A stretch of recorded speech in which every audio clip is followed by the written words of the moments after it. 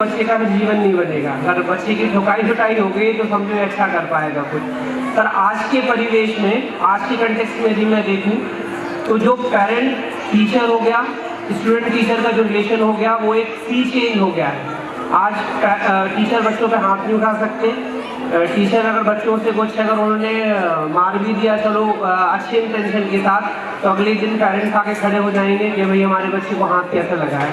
तो जो एक इक्वेशन चेंज हुई है, ये जो एक स्टूडेंट और टीचर के बीच का रिलेशन, उसको भी इस इक्वेशन ने बिल्कुल ही चेंज कर दिया है। तो टीचर भी अब सहम के बच्चों पर हाथ उठाते हैं, तो उठाना भी नहीं चाहिए, जैसा कि हमारा राइट टू एजुकेशन एक्ट बोलता है। कानूनी अपराध है ऐसा करना, कोई भी कॉर्पोरल पनिशमेंट बच्चों को देना। बच्चों से मेरा आग्रह ये रहेगा कि बच्चे, ये आपका भी एजुकेशन का पार्ट है, ये टाइम है आपका एजुकेशन का टाइम है। आप शिक्षा प्राप्ति कर रहे हो, आपका 12वीं तक जो चलेगा वो इसी स्कूल में आपको एजुकेशन लेना है। तो एजुकेशन लेने का दायित्व आप पर है कि आप उसे किस मन से लें। आप यदि अपने ओवरऑल डेवलपमेंट के लिए उसको लेना चाहोगे तो इससे आपका भला होगा। हम यहाँ पर खड़े हुए हैं, हम IAS बन गए हैं, या हम कुछ ऑफिसर जो कहते हैं नॉर्मल पार्लेंस में, वो हम बन चुके हैं। तो ये एफर्ट है हमारे उन टीचर्स का, ये एफर्ट है हमारे स्कूल का, ये एफर्ट है हमारे प्रिंसिपल का, जिनने हमें वो वर्च्यूज, वो क्वालिटी इनकलकेट करी, वो वैल्यूज हमें दी कि आज हम उन वैल्यूज को पाकर, अच्छे बुरे का फर्क समझकर इस राह पे आगे बढ़े कि आज हम इस सोसाइटी में एक रिस्पेक्टेबल पोजीशन पे पहुंच सके। तो ये बैकग्राउंड के पीछे जो काम चला है, ये ब्रिक बाय ब्रिक जो वॉल बनाने का काम चला है, ये मेरे टीचर्स ने बनाया हुआ, ये प्राउडली कह सकता हूँ। और बहुत ही हम्बल उससे कह रहा हूँ मैं, यदि मैं यहाँ खड़ा हुआ हूँ आपके सामने लेक्चर दे रहा हूँ, तो ये एफर्ट है मेरे टीचर्स का जिन्होंने मुझे कुछ सिखाया, ये एफर्ट है मेरे प्रिंसिपल का, ये एफर्ट है मेरे स्कूल मैनेजमेंट का, कि उन्होंने एक ऐसा एनवायरनमेंट दिया कि हम कुछ बन पाए, हम कुछ खड़े रह के कुछ यहाँ पर कर सके। तो वही मैं आप लोगों से कहूँगा, बच्चों, यहाँ पर आपको देखना ये है कि आप एक ओपन माइंड से एजुकेशन लें। ओपन माइंड से एजुकेशन केवल किताबी ज्ञान नहीं होना चाहिए कि हमने 98% हम ले आए, हमने 100% एग्जाम में ले आए, हम टॉप कर गए।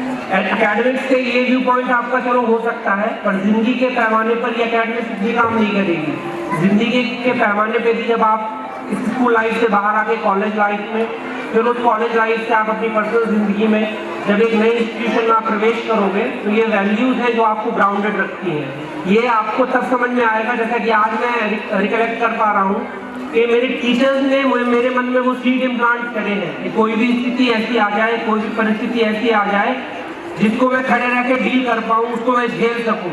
तो ये बात अभी आप जिस लेवल पे हैं, एक स्टूडेंट के लेवल पे, उस टाइम शायद आपको रेजोनेट ना कर सके, पर जब आप आगे आके कुछ एक समाज में जब आप अकेले खड़े हो जाओगे, जब कोई नहीं रहेगा आपके सामने, तब वही वैल्यूज, वही आपका एजुकेशन है जो आपके टीचर्स का है, वो आपको काम आएगा। तो ये मेरा आपसे एक रिक्वेस्ट है, एक हम्बल रिक्वेस्ट है कि आप जो एजुकेशन यहाँ से लें वो ओपन माइंड से लें। वो एजुकेशन केवल एकेडमिक बाउंड्रीज तक सीमित होकर ना रह जाए, वो एक ओवरऑल डेवलपमेंट हो जो हमारा वैल्यूज से रिलेटेड रहे, वो हमारे अच्छे इंसान बनने से रिलेशन में रहे। इसी कंटेक्स्ट में मैं यहाँ जो पेरेंट्स जितने बैठे हुए हैं, जितने अभिभावक यहाँ हैं, उनसे मैं कहना चाहूँगा कि बच्चे का पहला विद्यालय है उसका घर। आपने अभी एक प्ले में देखा कि माता खुद तो दिन भर फोन पे बात कर रही है और बच्चे से ये कहे कि भाई फोन यूज इस्तेमाल ना करो। तो बच्चा जैसा देखेगा और बच्चा वैसा सीखेगा।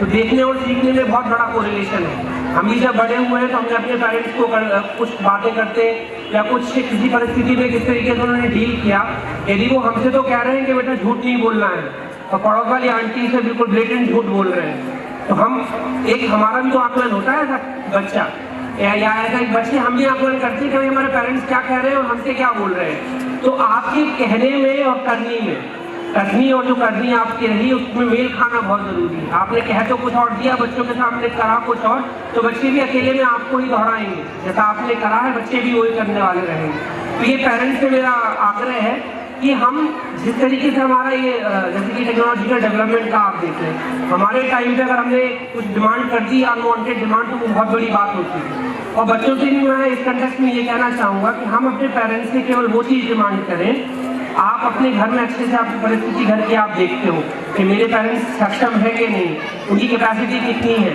हम ऐसी अनवांटेड डिमांड ना करें अपने पेरेंट्स से जो शायद वो पूरा ना कर सके। यदि उस डिमांड को यदि वो पूरा कर रहे हैं तो उन्हें बहुत पेन, बहुत एफर्ट, बहुत दर्द उठा के उस आपकी डिमांड को पूरा करना पड़े। तो ये बच्चों से रिक्वेस्ट रहेगी मेरी कि अपने पेरेंट्स की स्थिति जान के डिमांड करें, अनवांटेड डिमांड बिल्कुल नहीं करनी चाहिए। खड़ा हूँ मैं, आज मेरे 10वीं के मार्क्स, 12वीं के बोर्ड के मार्क्स कोई नहीं पूछने आ रहा है मुझसे।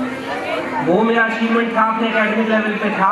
मैं आज इंसान कैसा हूँ मुझसे पूछ परख किसी की है कि आप इंसान कैसे हो। आपने भी आखिरी के प्ले में देखा कि सेठ जी के पास माल तो लबालब था, दोनों जेब भरे हुए थे, पर सेठ जी आखिरी में नरक ही गए। तो क्योंकि कैरेक्टर में डेवलपमेंट उनका वैसा नहीं हो पाया। एक जो किसी क्रिसमस की स्पिरिट भी है, फादर है यहाँ पे, क्रिसमस की स्पिरिट है शेयरिंग, क्रिसमस की स्पिरिट है एक दूसरे की केयर करने की, क्रिसमस की स्पिरिट है कि मेरे पास 4 चीजें हैं तो मैं उनमें से 2 का दान किसी जरूरतमंद को दे दूं, ये क्रिसमस की स्पिरिट है। तो कैरेक्टर बिल्डिंग पे बच्चों आपका ध्यान रहना पड़ेगा। यहाँ तो अच्छे आपने अपना एकेडमिक अच्छा करने के चक्कर में 4 दोस्तों को नाराज कर दिया, वही 4 दोस्त आपकी जिंदगी के अगले पड़ाव में आपके काम आने वाले हैं। तो दोस्ती हो गई, एक अच्छा एक माहौल हो गया। अपने घर में आप अपने बूढ़े बुजुर्ग की केयर करते हो कि नहीं करते हो, माता पिता की बात सुनते हो कि नहीं सुनते हो, टीचर से अदब से पेश आते हो कि नहीं आते हो। ये नहीं देखना होता है कि टीचर केवल पढ़ाने के लिए है, वो इसकी सैलरी पा रहा है। आप ऐसा ह्यूमन बीइंग टीचर के साथ कैसा बिहेवियर करते हो आपको इस पे भी जज किया जाएगा। और आप अभी मानो या ना मानो, जिस तरीके से आप अपने टीचर से बिहेवियर करोगे, जिस तरीके से आप अपने पेरेंट्स से बिहेवियर करोगे, कल को आपको भी पेरेंट बनना है, आपको भी किसी प्रोफेशन में जाना है। तो भगवान का हिसाब बड़ा ही क्लियर है, अच्छा करोगे अच्छा काटोगे। तो कहा बोई भी बबूल के तो आम कहाँ से पाए। तो तुमने अपनी अभी इनकी रिस्पेक्ट अच्छे से नहीं करी, तुम्हारे साथ भी वही हश्र होने वाला है। तो बच्चा तो वही जो पढ़े भी, अपने जरूरतमंद लोगों की मदद भी करे, दोस्तों के साथ अच्छा ही बना कर रखे, अपने घर में यदि कोई बूढ़ा माँ बाप, दादा दादी है, नाना नानी है, उनकी केयर करे, तो वो एक बच्चे का डेवलपमेंट सही मानूंगा मैं। तो कैरेक्टर बिल्डिंग पे जब भी मैं किसी बच्चों को संबोधन करता हूँ, कभी स्कूल में, तो मैं एक कहानी जरूर सुनाता हूँ। जिसकी परमिशन से वैसे एक कहानी, एक स्टोरी शेयर करूँगा। स्टोरी एक सिंपल सी स्टोरी है कि एक मूर्तिकार होता है, वो अपने गधे पे अच्छी अच्छी मूर्तियाँ बना के लाद के एक गांव से दूसरे गांव मूर्ति बेचने जाता है। मूर्ति किसकी होती है? मूर्ति होती है राम की, कृष्ण की, जो भी हमारे भगवान है जिनके पूजा करते हैं, उनकी मूर्ति को इस गांव से बना के दूसरे गांव में बेचने जाता है। ये मूर्तियाँ लाद के ले जाता है अपने गधे पे।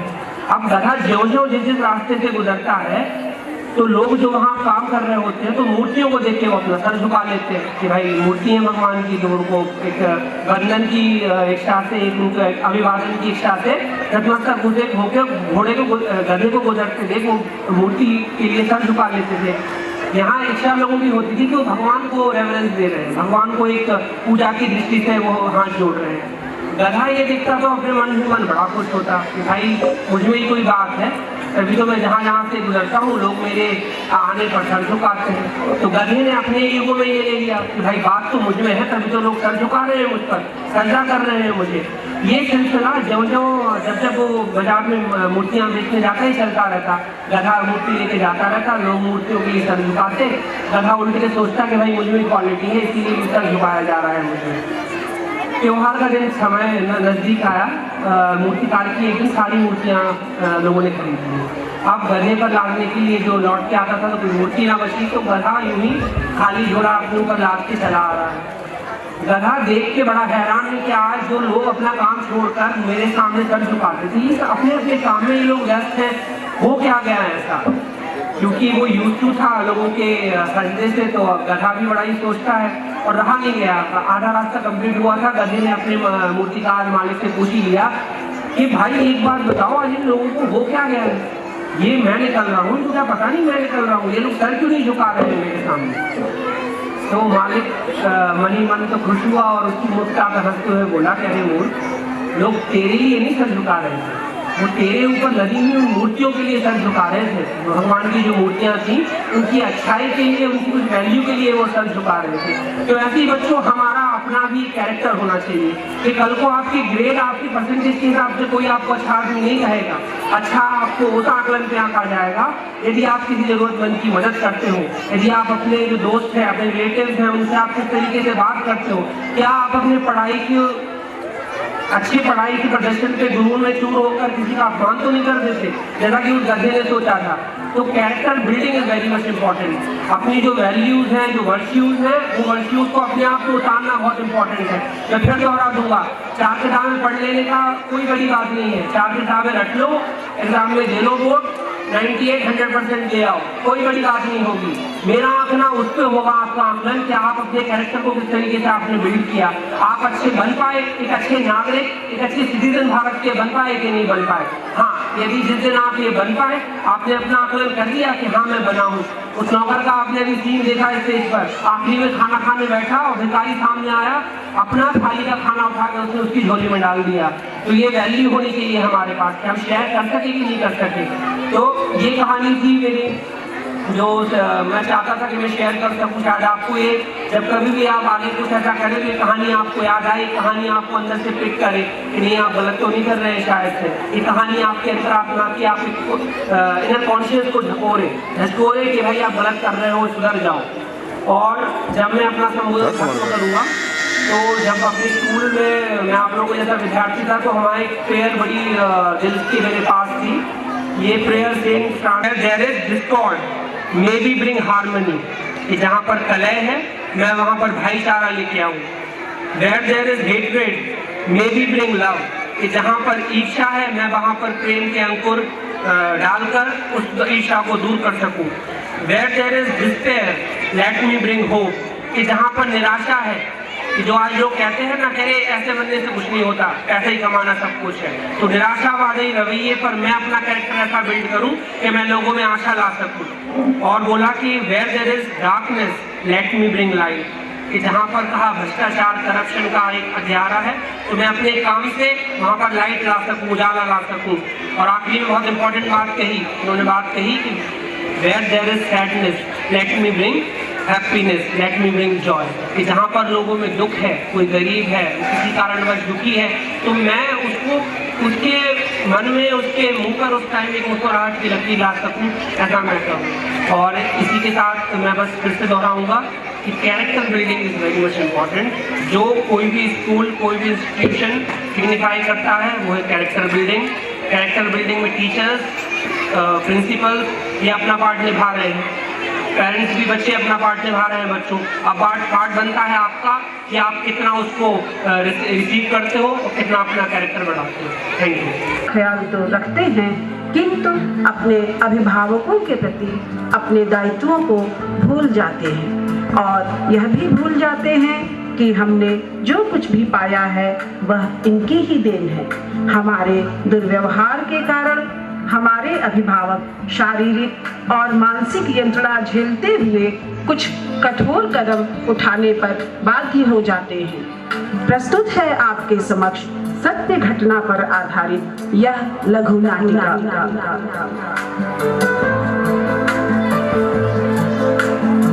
अरे ये बाबा जी यहाँ अकेले क्यों लेटे हुए हैं? अंधेरा हो रहा है, घर जाइए। घर? कौन सा घर? मेरा कोई घर वर नहीं। क्या सचमुच आपका कोई घर नहीं है? नहीं, ऐसी बात नहीं है। मेरा भी एक घर हुआ करता था, हंसता खिलता परिवार था। तब आप यहाँ कैसे? 5 साल पहले की बात है।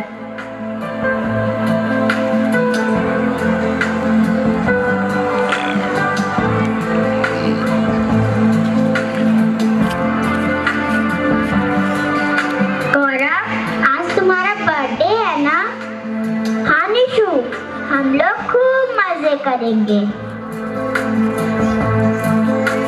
भैया आप तो अमेरिका चले जाएंगे, पापा की पूरी जिम्मेदारी मुझे और संजू को उठानी पड़ेगी।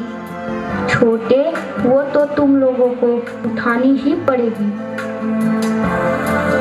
दादाजी प्रणाम, आज मेरा बर्थडे है। अरे वाह मेरे बच्चे, खूब खुश रहो, उन्नति करो, आगे बढ़ो।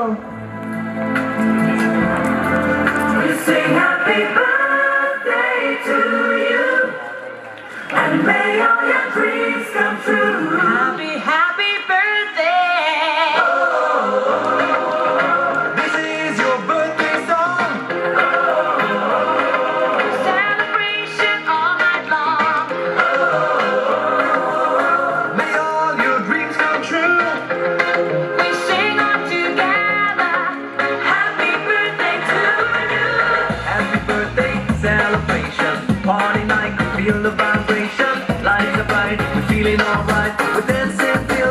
happy life. Happy birthday celebration. Everybody get the temptation. पापा जी, अब हमारी छुट्टियां खत्म हो गई हैं। अब हमें अमेरिका वापस जाना होगा। कुछ दिन और रुक जाते बेटा। नहीं पापा, आपकी ही टिकट है, जाना ही होगा। बोलो ना बोलो ना। अच्छा पापा, आपको एक बात बतानी थी। आपने जो हमें ऊपर वाला पोर्शन दे दिया था, उसमें हमने लॉक लगा दिया है। लॉक? उसकी क्या जरूरत थी? सब कुछ तुम ही लोगों का तो है। नहीं पापा, सामान की सेफ्टी के लिए। ठीक है पापा, चलते हैं। ठीक है छोटे, चलते हैं, बाय। अगले दिन सुबह। संजू, संजू, नाश्ता कहाँ है? ऑफिस के लिए देर हो रही है। मम्मी, मेरा भी टिफिन लाओ, स्कूल के लिए देर हो रही है। लाई लाई। बहू, मुझे भी नाश्ता दे दो, दवा खानी है। पापा जी, आपको कहाँ जाना है? आपको तो दिन भर घर ही में रहना है।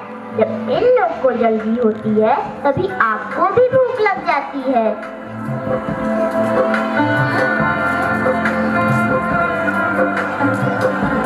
शाम का समय। संजू, बहुत थक गया हूँ, एक कप चाय लाओ। अभी लाई।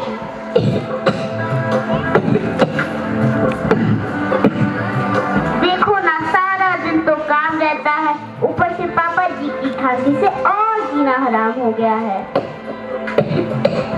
तो मैं क्या करूं? क्यों ना पापा जी को हम बाहर वाले रूम में शिफ्ट कर दे। कहाँ? गैरेज में? हाँ, तो क्या बुरा है, अकेले ही तो हैं, पड़े रहेंगे खांसते।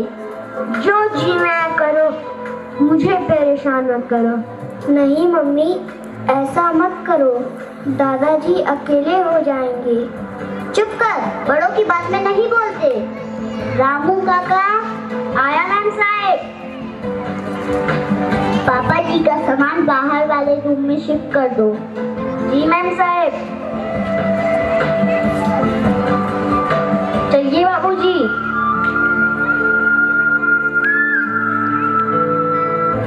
हे भगवान, कैसे कैसे दिन देखने पड़ रहे हैं।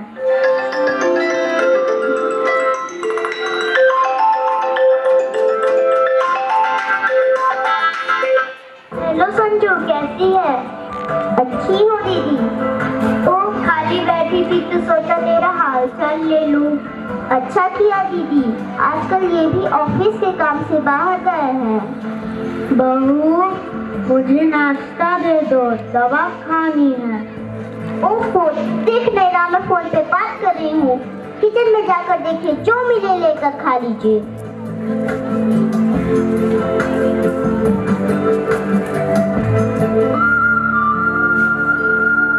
यहाँ तो कुछ भी नहीं बना है, बस ये बासी ब्रेड है, दूध भी कच्चा है। लगता है यही खाना पड़ेगा।